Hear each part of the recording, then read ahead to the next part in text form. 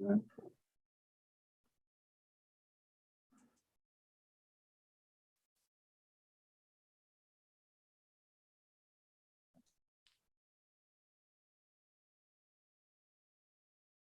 Okay. And then I'm going to, so yeah, I think I'm going to start now. Is that okay? Yes. Awesome. Okay. So I'm going to be recording this and live streaming at the same time. Awesome.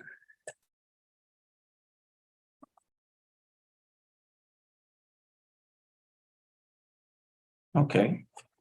So you have the floor, sir.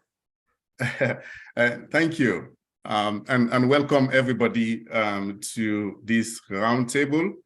I want to appreciate all of you for making the time to join us here this morning, maybe afternoon or evening where you are. Thank you so much for giving us part of your day to have a discussion on a very pressing issue that is there to most of us. I will be moderating this roundtable with my colleague, Professor Nduka Otiono, who is the director of the Institute of African Studies at Carleton. He's on his way, he's a bit late, but I'm mentioning this because the idea of getting this roundtable is almost entirely his initiative. It started a couple of weeks back when Dr.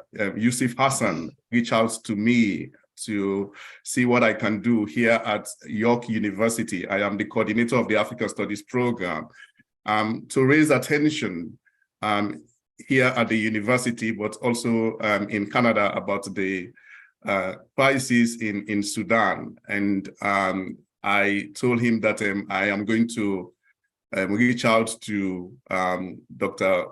Otiono because I am the co-chair of the local organizing committee for this year's the CAS conference here at York. And he was very interested in what he can do to be able to support Dr. Hassan to raise awareness about the crisis in Sudan. We've been able to put together a solidarity statement that is included in the CAS program for this year's conference. We are giving Dr. Hassan about 15 minutes to make a statement during the conference.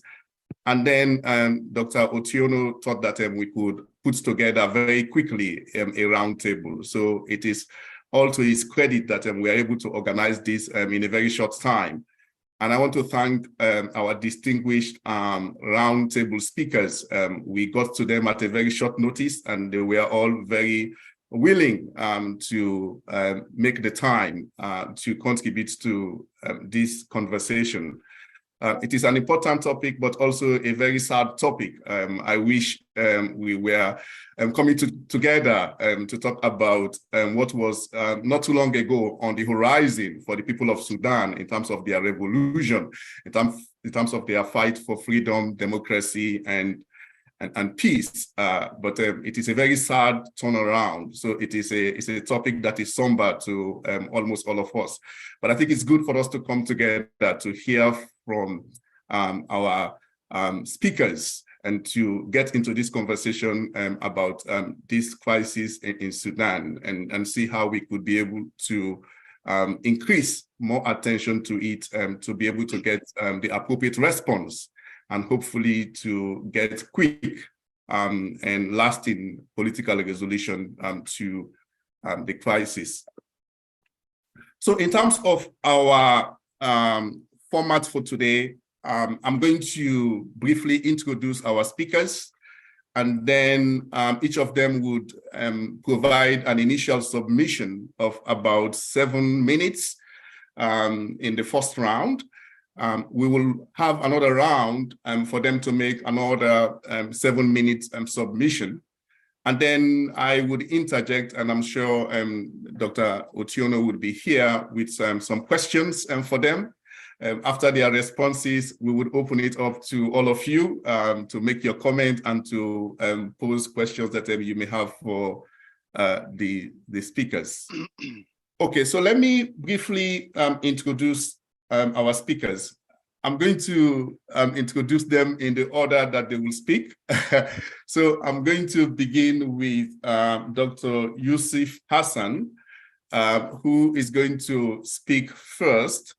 Dr. Hassan is an assistant professor at the University of Michigan, and he is recently appointed. So congratulations, Dr. Hassan.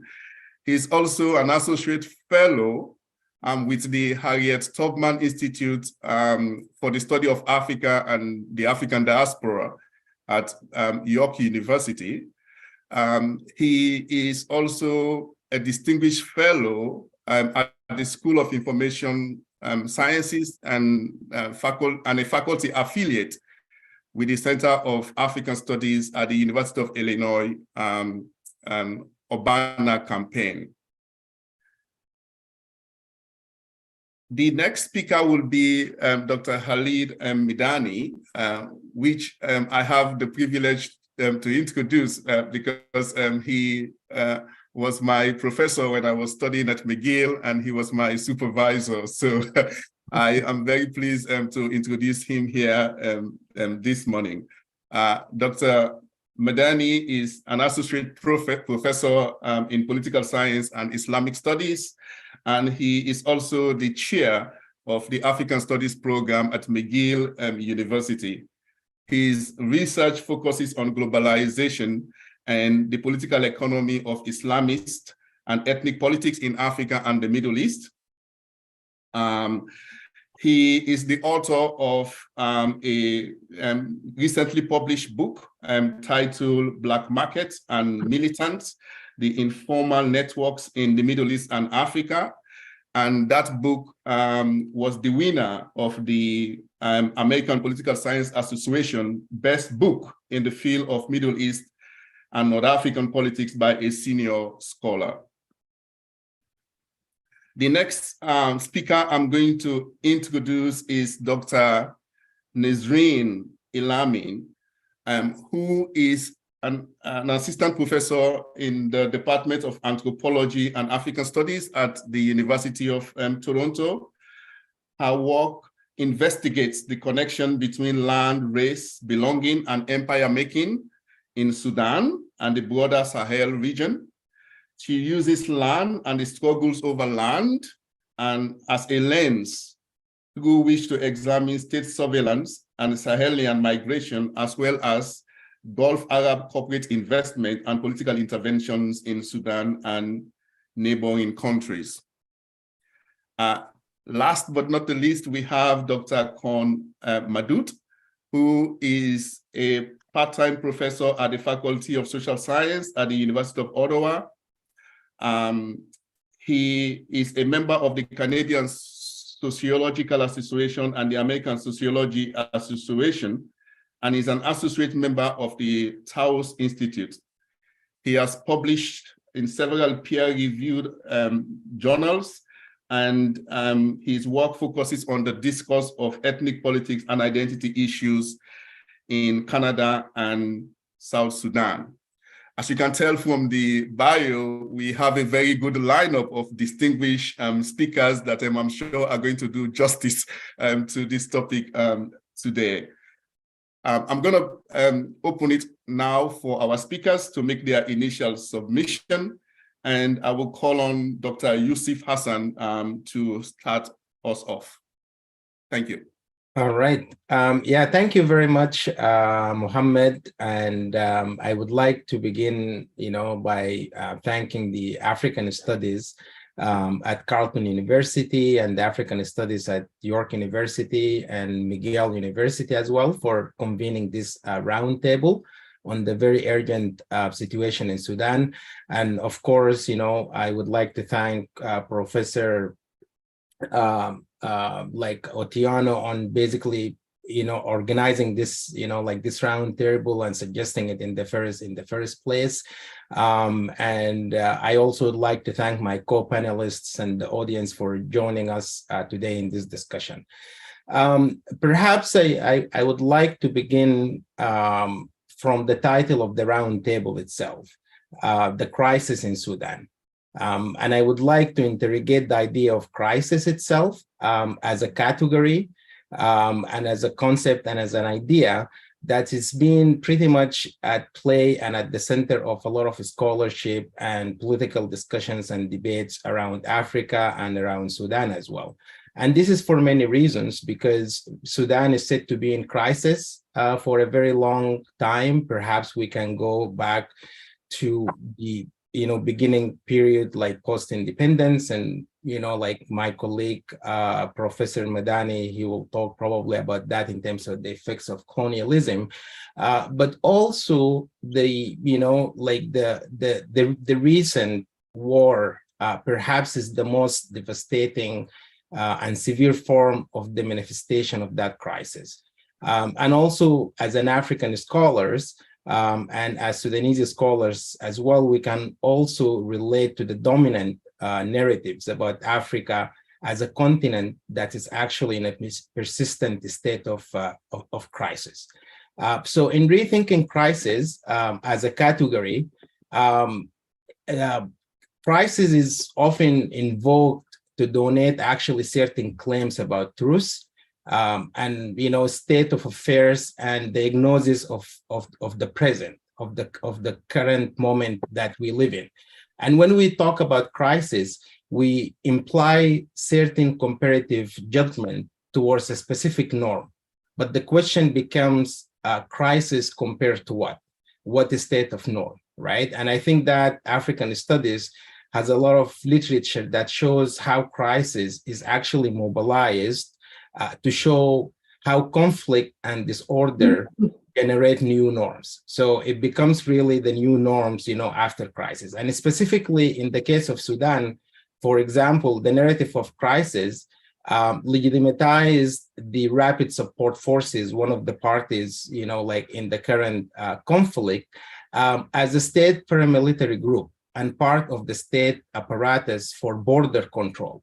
And this is, part of a historical context into the conflict, because I specifically here talk about the African migration crisis and the role that it actually played in the emergence of the rapid support forces as a legitimate actor in the political scene in Sudan through a process called Khartoum process, which was a key process established to deal with the issue of, the crisis of African migration to Europe. And this was supported by the European Union and many of the other Western and regional actors as well. Another manifestation of crisis that really helped in legitimizes some of the actors in the current situation in Sudan is the war in Yemen, right? And, as another way or another a crisis that basically legitimized the rapid support forces, especially when we think about the global and regional, attention to the threats in the region in terms of, the global war on terrorism, then the threats of nuclear war, the threats of Iran in the region, and so forth. So in the present moment, in the current, crisis or the so-called crisis in Sudan, I think we need to begin with this interrogation of crisis in the current context for a few reasons, right? So the first one is we see that the narratives of crisis produced in the media and by many of the international political actors overlooked key elements of the conflict as it pertains to the political economy of the conflict itself and the politics of knowledge about the conflict itself. It simply ignores or prevents us from any deeper reflection or analysis of the root causes of the conflict itself. And the same narratives of crisis actually produces a particular kind of deficit logic that's actually been at play in the African situation and in Sudan for a long time. And this deficit logic basically operates in a way that foregrounds regional instability, security issues, global terrorism as the main causes for the lack of democracy and development in the region. And this is basically legitimizes the intervention of regional and international political actors into the political scene in different countries in Africa, including Sudan. And at the same time, what it really does, it actually excludes important local actors, such as pro-democracy movements, civil society, from the new state of affairs because of their perceived inability to control the state apparatus, including obviously the army, especially in this case, and the economy and so forth. And I think probably my colleague Nasreen as well will talk later about the movement on the ground and the role that pro-democracy movements are actually doing on the ground there. So I think it's very important for us to think when we're basically talking about the current, events in Sudan, is to think about what kind of knowledge this framing of crisis is actually producing in the current situation. What work does the category of crisis is actually doing in the current political negotiation in terms of how we navigate the situation, and also even our aspirations for what kind of futures we're actually looking for in Sudan and in the region. And I think this is probably it's an issue that's not really particular to Sudan. I think it's in a lot of other geographies in Africa as well. So I guess from this point, I just want to make just very quick observations, and I will pass it on to my other colleagues.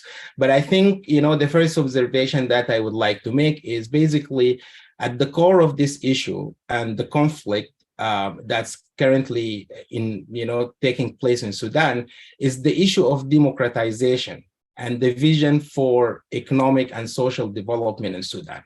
And I think that's really at the core and heart, of the matter itself. And I want to invite us to really, think about that and not really foreground those kinds of issues for, the dominant narratives around, around crisis and just the present, right? Because when we're talking about democratizations and visions for economic development and social development, we're also talking about the future, which I think is very important part of our discussion today.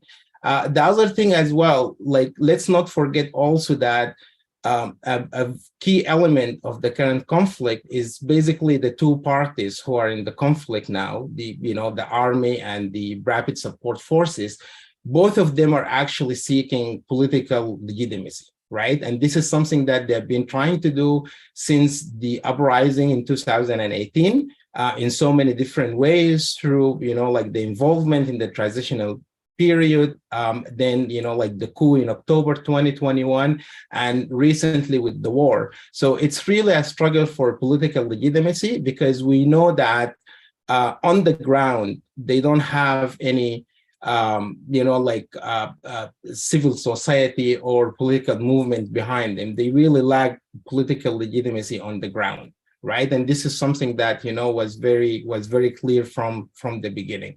And I think, in that regard as well, the two parties, although they try to, turn this into a civil war, but I think one of the unique characteristics of the current crisis in Sudan, although it's an armed conflict, but it's not a civil war. And I think that's a very important distinction when we analyze the situation. Because it really poses a lot of challenges for the two parties in the conflict itself, as well as for the international community when we're talking about intervention later, right? Because it doesn't really fit the narratives of the normal civil wars that we see in Africa. And I think that's as a result of the fact that the Sudanese people, they really know what's at stake in this war. for them. Right. So I think that's, that's very important. That's very important consideration. And I think I will stop here. I will give the floor to my other colleagues, and we can go back and revisit some of these topics later. Thank you. Thank you, Dr. Hassan. This is certainly a very good opener for us. I mean, we have to be critical of the way we deploy the narrative of the language of crisis, and I think we're going to build on this in the subsequent submission. I will pass it now to Dr. Midani, who is going to talk to us about the colonial structural undertone and underpinning of the conflict and the crisis in Sudan. Professor Midani. Thank you so much. I hope you can hear me. Yes. Okay, great. I would like to, first of all, just like my colleague and friend, Professor Hassan, I wanted to thank Professor Sese and Dr. Antonio, of course, and I'm particularly honored and privileged to be part of it and representing McGill's African Studies program and to work with York and Carlton. So this is really a great honor for myself and the program at McGill that I represent, the faculty, the students, the staff, and we really hope that we can continue to partner. And I'm especially honored and grateful, like my colleagues are, that we're taking this time and you've invited us to talk about Sudan, especially at this point. And so I want to thank you all for that, and my colleagues also for coming. I wanted to talk about something. I'm a political scientist, and I was challenged by, and this is why it's so great to be part of these kind of discussions, by Dr. Antonio's note in terms of introducing this panel. You always learn from your colleagues and, of course, students, Mohammed. I can certainly tell you that. In that, there's, of course, a discussion in the introduction of the panel with respect to the central part of the problem in Sudan at the moment, and that is, of course, the fight between two generals, the factionalization of the militia. But he goes further to challenge us to think about, without absolving these two generals or displacing the responsibility of this war, this horrible war, squarely on their shoulders, but also to understand the challenges of colonialism in Africa and in Sudan in particular, and decolonization. And that inspired me to write down just a few notes about the colonial experience, specifically as it relates to the issue of the military in Sudan. Just some points that I think maybe we could open up the discussion. The narrative and that we've discussed since the beginning of the conflict in April 15th is, I think, by now well rehearsed and acknowledged. And some of us have written about it. And that is, of course, we usually begin with 1989, the previous regime, and the policies in Sudan of what we call Temkin, empowerment, that had certain pillars for those not familiar with Sudan. One of them, of course, was state predation, the use of the state to amass wealth, the deep state that they built beginning in 1989 all the way to the revolution of 2018 and 19. The other aspect, of course, is the domination of the economy, the financial markets, which has been so important for Bashir's regime and the National Congress Party that he led for 30 years. And the other issue, of course, is the policy of factionalization, the coup-proofing we talk about. That is factionalizing the militia in order to undermine the standing national army. That, of course, is part of the historical context and chronology. The catalyst, and very quickly, and I'm saying this only for people who have not followed as closely as the rest of us, and that is, of course, the catalyst following the what we call the Thawra al-Majida, the Great Revolution of 2018-2019, of course, was the coup of October 2021 that Burhan and Hemeti, the two protagonists fighting now in Sudan, engaged in order to safeguard both their economic wealth and political power. And from there, of course, we have the framework agreement that comes in on the heels in December 2022, I believe, that it was ratified but not signed in terms of the first phase. And this, once again, is for those listening, and that is this issue of contentious issues that were deferred. Tragically, one of them, of course, is not only the issues of dismantling the economy of the former regime and the deep state, but centrally, of course, the issue of integrating the militia security sector reform that become the catalyst for this horrible conflict that sparked in 2019. And that all leads me to a very important central slogan of the Sudanese revolution, the young people and everyone millions, and that is Sha'bun Wahid, Jayshun Wahid. For those not Arabic speakers, this persistent call, I think that we need to emphasize. I always go by these contentious, or rather repertoires of contention and slogans, because they're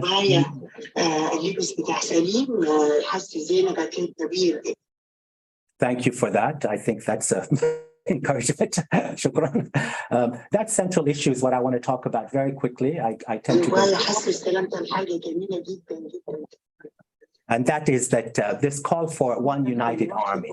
There is across the social spectrum and political spectrum in Sudan, and even outside for those who are sound analysts, no substitution save in the future, long term, of a national standing army that has a legitimate role, as Professor Hassan said, but also has its should be right and traditional kind of obligation to secure the defense of the country and not kill people, as what is happening now.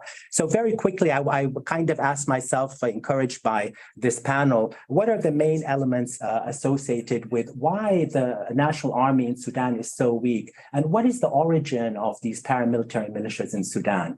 The very central central problem that is articulated by the revolutionaries, the resistance committees, and everyone from the very beginning of the revolution, not calling for the dismantling of the national standing army, but actually the calling and demanding that the national army actually stands on the side of the people and the people's will. And here I want to refer, and this is going to be, and this is a sheer coincidence in doing very quick research, we go back to the origins of the colonial era. Like all African armies, and I think Professor Sese and all of you, I think, are familiar that the very origin of the armies that we know now in Africa stem from the colonial period. And in the case of Sudan, it stems from the relationship between the British and Egypt as well. Almost 100 years to the month, in 1919, the 1919 revolution in Egypt that called for the expulsion of the British occupation of Egypt had ripple effects that I'm going to argue here very quickly, really set the stage for British colonial policy vis-a-vis the military in Sudan in ways that have a legacy for our understanding, not only the weakened kind of state of the National Standing Army, but also the kind of factionalization of the military. And I would argue further, because we'll discuss it later, another form of dependence where the military institutions in Sudan are chronically dependent from the outside. And this is where we see, of course, the intervention of other external actors so determinant in terms of these two general protagonists that are determining the future and the politics of Sudan. So very quickly, following the 1919 revolution, British policy in Sudan vis-a-vis the military changed. The authority that was given to the Egyptian Khedive at the time was taken back by the British, and the Sudanese standing army was at that time created in the guise of what the British called the Sudan Defense Force. The Sudan Defense Force is essentially the precursor to the SAF, the Sudan Armed Forces. And I want to just highlight just a couple of things. I hope that they will be of interest. Number one was the issue of ensuring that this force would be have allegiance to the British, not to protect the borders of Sudan, so to speak, although that was part of it, but for two reasons. One of them is to suppress dissent and uprisings, which they did very effectively, and I'll explain how the British went about doing that in the same kind of processes that we see happening at the moment. One of the aspects that was so important, and this is similar in other African countries, in the case of Sudan, all military forces now came after this revolution because of the Egyptian opposition under the complete control of British authorities. And here the country was divided in 5 military areas. I'm not going to detail them all, only to say that the Sudan Defense Forces was not nationalized to protect the territorial integrity of even colonial Sudan, but rather they were actually divided along different regions, northern area, Kordofan and Darfur and other areas, which was really important. The primary reason that this was done, number one, was for internal security. the internal security and to kind of find a structure of the Sudanese armed forces that would perpetuate, of course, imperial rule on the part of the British. And at the same time, divide them along ethnic grounds in ways that would divide the population through divide and rule. But very, very importantly, and I think here is something that is important for Sudanese and our discussion of the colonial legacy, and that is the literal creation of paramilitary militias. It was not, I discovered belatedly, necessarily Bashir or Kaysan, although they of course advanced this, but rather the British that really after 1925, following the assassination of Sir Lee Stack in Cairo by Egyptian nationalists, that you had the factionalization and the need on the part of the British to factionalize the militia. And they did this for a couple of reasons. I won't belabor it too much, but I think that you'll see in this narrative very much the legacy of a weak standing army and the expansion of factionalization and paramilitary militias, similar in other countries as well. The way they did this is primarily in order to reduce the form or the force, the Sudan Defense Force, to a level of a paramilitary police. And that was to make sure that it would be immune from national agitation. In fact, those officers that kind of aligned themselves with nationalist causes were not only tried, but executed in the context of the colonial rule in the late 1920s, which was really important. Another issue was to reduce the military expenses on the colonial side. And that was really important. And here you begin to see the emphasis on the part of the British, not on regular forces, but irregular forces. The number one reason, I'll explain in a minute, but another reason was the colonial kind of exigencies of trying to reduce expenditures, and it was cheaper to actually have lesser paid, lesser trained irregular forces. But the most important aspect, and the legacy here is really important and central, is that these irregular troops were actually much more adept at putting down uprisings, whether it's in northern Sudan or western Sudan or elsewhere, or even southern Sudan against the Nuer, for example, in the late 1920s.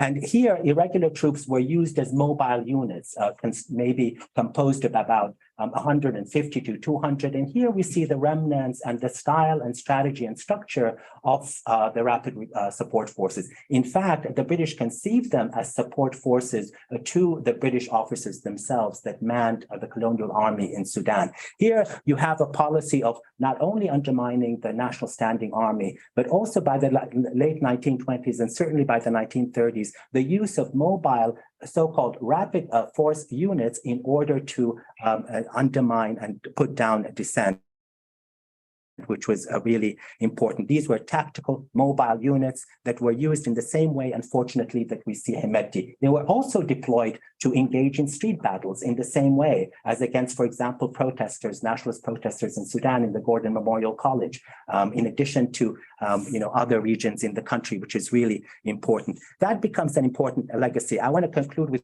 two, if you don't mind, because of these notes. I hope that's an interest and it's reminiscent, or at least the legacies of this colonial period is important.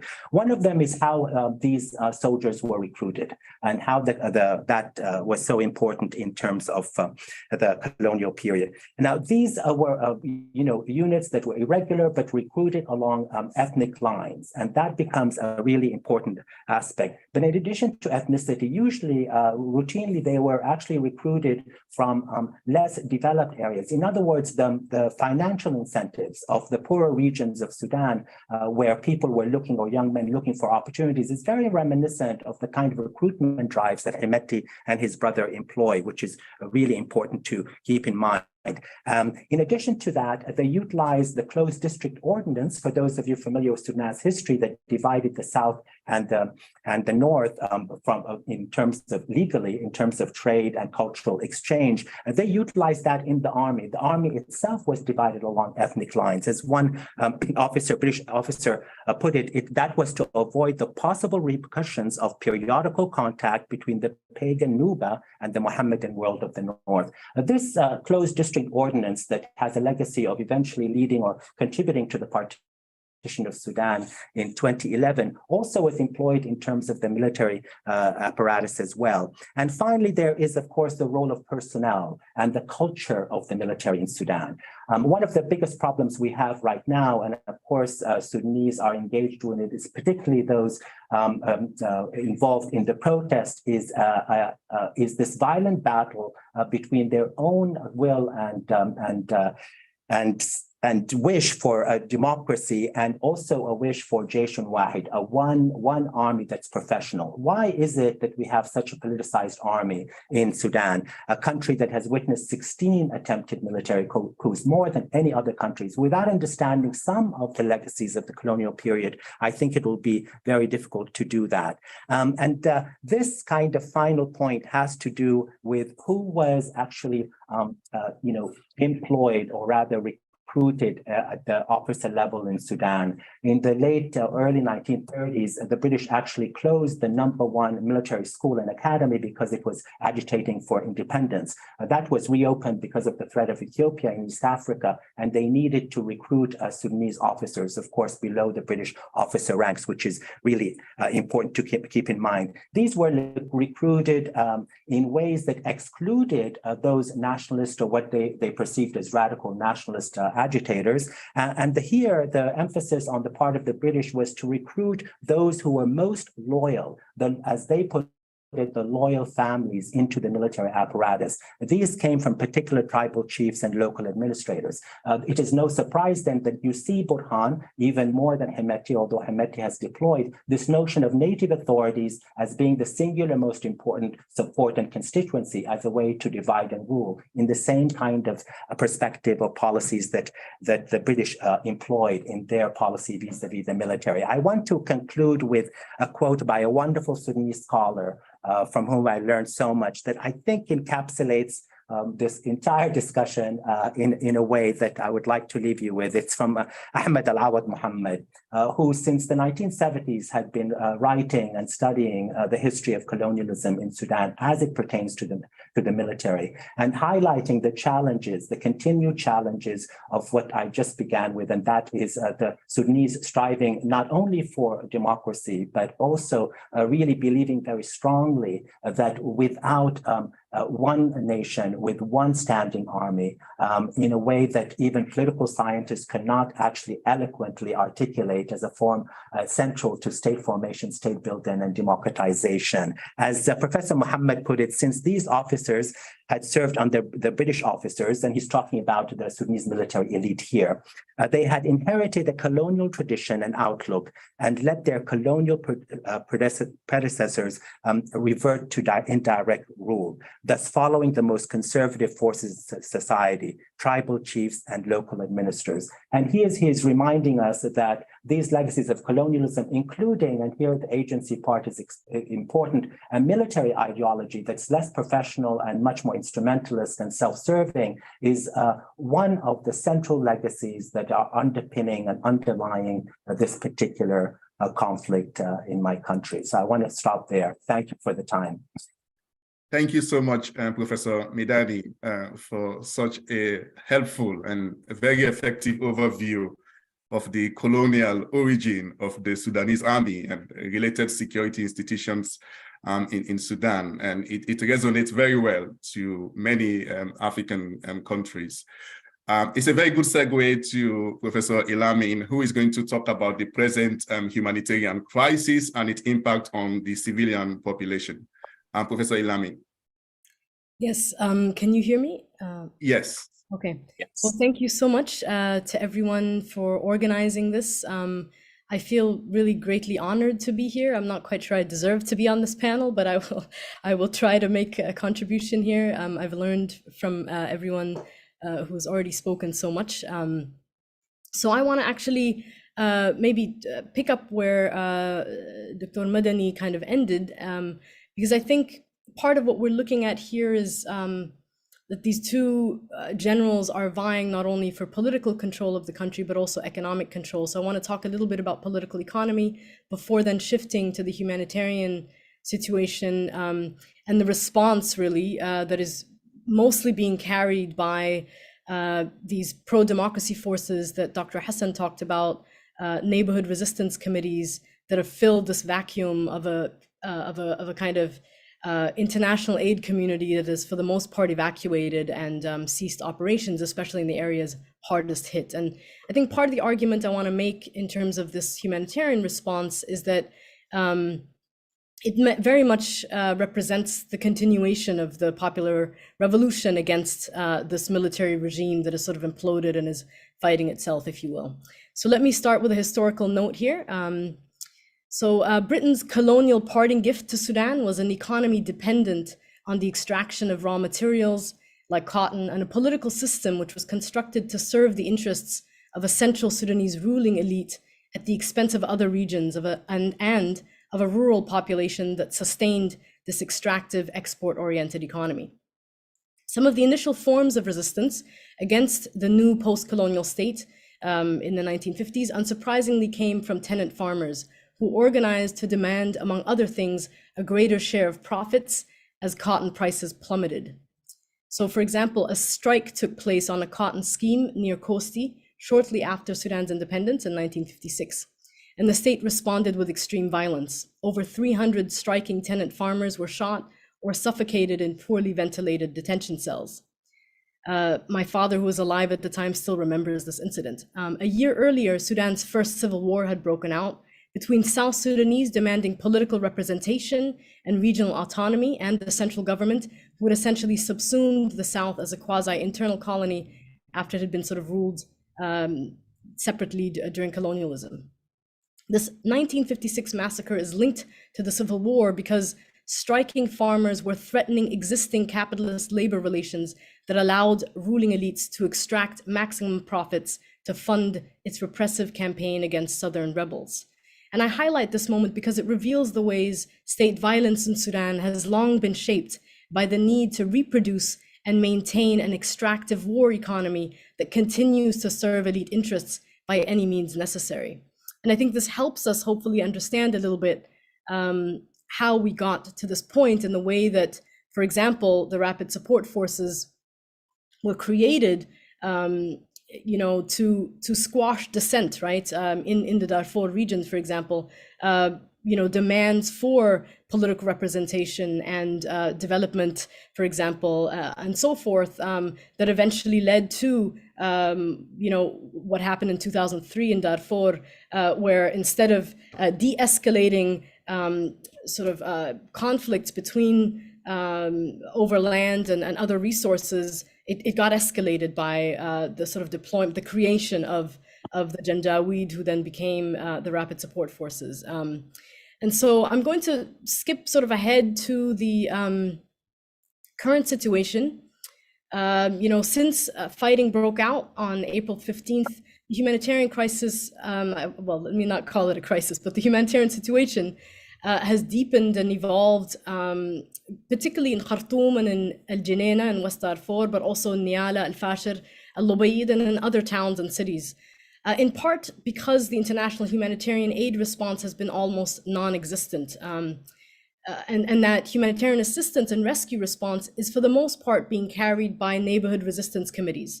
And I should say that the sort of origins of these resistance committees goes, back, some would say even into the 90s, but really the more recent sort of formation of them came out of the 2000,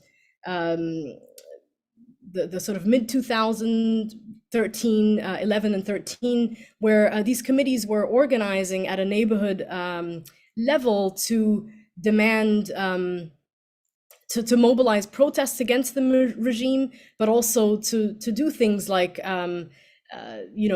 distribute necessary, water, food, etc., during situations of crisis, if you will, or difficulty. And so there are about 8,000 of them throughout the country, and they are right now carrying the humanitarian response, distributing food, water, medicines, driving ambulances, identifying safe routes for exit, driving people to safer places within the city. They even evacuated some of the foreign nationals and embassy staff, etc., in the beginning of this fighting. and the doctors union, who have focused on turning a few key hospitals, mostly on the outskirts of the city, into emergency rooms, delivery rooms. But this is all at very great risk to themselves, because both factions, the RSF and the SAF, have targeted and arrested resistance committee activists and doctors and hospital workers. For example, hospitals have been shelled and occupied, mostly by the RSF, although the East Nile hospital was recently hit by a bomb, presumably by the SAF, leaving only 16% of hospitals, mostly on the outskirts of the city, operating at capacity. And we're now 1 month into this fighting. Talking to my relatives, most of whom remain in Khartoum, people have started to run out of food and the banks are still closed. And the army has actually started telling people to evacuate from certain neighborhoods, warning them that they'll be bombing them without providing them with safe routes out. And so what this means is that those who don't have access to, say, money to get out, it's extremely expensive to get out of Khartoum at the moment because fuel prices have skyrocketed, and it's also, of course, dangerous. So people who don't have access to money or family kind of diaspora support, but also, possibly the elderly and sick who are not mobile will be particularly vulnerable in this situation. In terms of, almost 1 million people have been newly displaced since April 15th. And I want people to also note that Sudan has been home to about 1.1 million refugees, one of the largest refugee populations in Africa, mostly from South Sudan, but also Ethiopia and Eritrea. And so to have that number now sort of be replaced by, our own, of course, many of those people have also had to flee. It's also, really quite significant here. And the majority of whom are internally displaced, right? The UN estimates that about $3 billion is needed for the humanitarian response. But as I said, much of it, we haven't seen much on the ground, especially in the areas hardest hit. Much of the focus has been on Khartoum, but actually some of the hardest hit areas have been Al Junaina. Recently in Al Ubayd, 100 people were killed and 1,000 people injured. The army controls the city of Al Ubayd, which is the capital of North Kordofan, but the RSF controls the roads leading into the region. We've also heard that troops have been deployed to the oil-rich region of Abyei since the fighting started, so that's also an area that we should pay attention to. And as I said, these resistance committees, these 8,000 resistance committees across Sudan, who along with various unions and grassroots civil society initiatives really form the backbone of the popular revolution against this regime. They're the ones who are kind of doing this life-saving work, filling a huge vacuum left behind by the international aid agencies that evacuated. And so I encourage you also, in case you feel moved to donate, please support their work. The Sudanese Doctors Union, there's a fundraiser for them. They've been doing really critical work. Your dollar will go much further, and you'll also be simultaneously building the local capacity of the forces that have been demanding a transition to full civilian rule from the very beginning of the revolution, and who have kind of laid out a revolutionary charter or political platform for what this transition to a popular democracy can look like once the fighting stops, and these generals and all those responsible for war crimes that span decades, not only in Darfur, the Nuba Mountains in South Sudan, but now also in Khartoum, and this sort of culminated in this fighting, are brought to justice. I also want to mention that at least 190 people have gone missing since the fighting began, and according to the Missing Initiative, which is a volunteer organization founded after the RSF massacred, broke up a sit-in, a peaceful sit-in in front of the military headquarters during the height of the revolution, killing at least 120 people in 2019.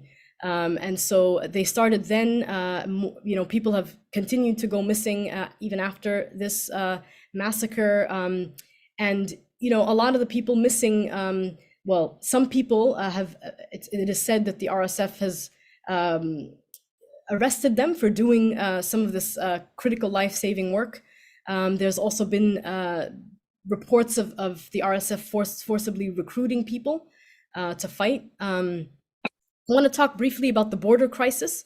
Most people who are attempting to leave the country are leaving via Egypt, South Sudan, Chad, and Port Sudan. I was just there, and during this fighting, and we left through Port Sudan, in part because we were hearing that it was taking a week or more to get a visa approved at the Egyptian border. And I couldn't fathom my own 90-year-old father being able to manage that.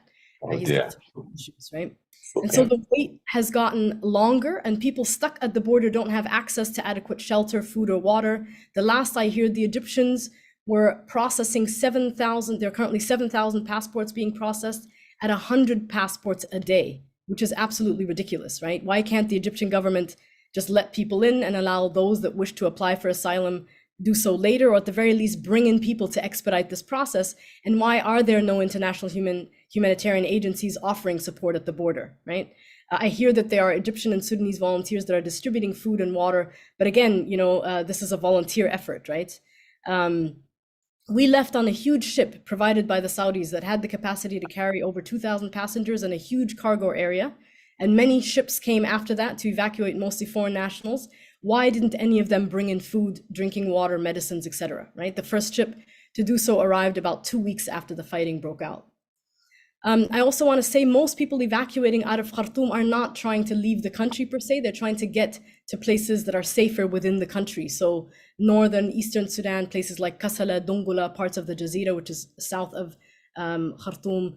And of course it's hard because, as I mentioned, it's very expensive and unsafe.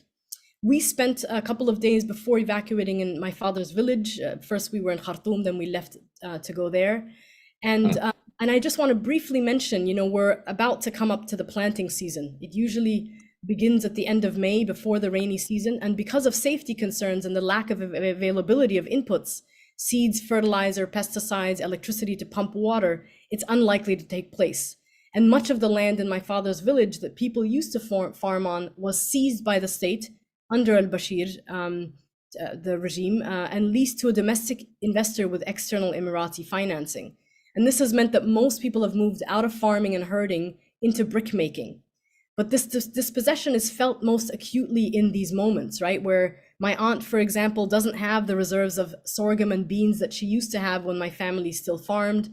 Rural stores have become much more reliant on food from Khartoum and imported foods from the Gulf and Asia. We've seen a shift away from the staple sorghum to wheat, which is mostly produced in a factory in Khartoum that was hit during this fighting. So there's a kind of looming food crisis in the areas that people are fleeing to, right? Which is also where there's also no electricity and water. And I want to end briefly with a note on external actors. I study Saudi and Emirati land investments in central Sudan and the ways they've